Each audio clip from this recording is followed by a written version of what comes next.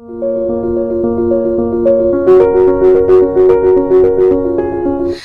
वालेकुम, welcome back to my channel learn with Amna. जैसा कि मैंने अपने वादे के मुताबिक शॉर्ट वीडियो मुसलसल में डाल रही थी और इस सिलसिले में हमने बे का ख़ानदान मुकम्मल कर लिया था, यानी कि बे की लेटर ब्लेंडिंग बे के ख़ानदान से लेकर ये के ख़ानदान तक हमारी मुकम्मल हो चुकी थी।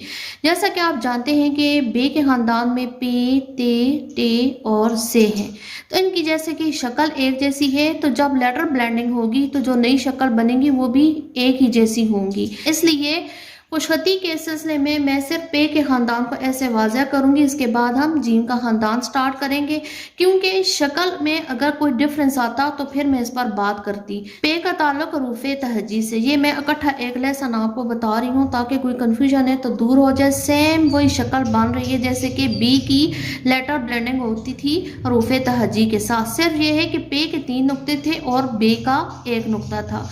अभी आप ये सारी अशकाल देख लें, पे की ब्लेंडिंग हो रही है बे के ख़ानदान के साथ, इस तरह शक्ल बनेगी। पे की जीम के ख़ानदान के साथ इस तरीके से शक्ल बनेगी। पे की दाल के ख़ानदान के साथ ऐसे शक्ल बनेगी।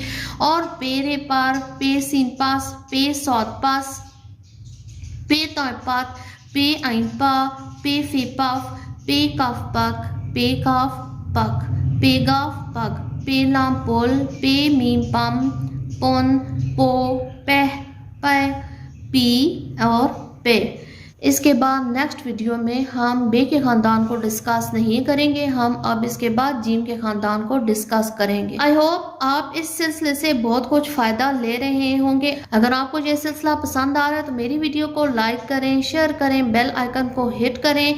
मिलते हैं नए सिलसिले के साथ और नए जज्बे के साथ। अल्लाह हाफिज़।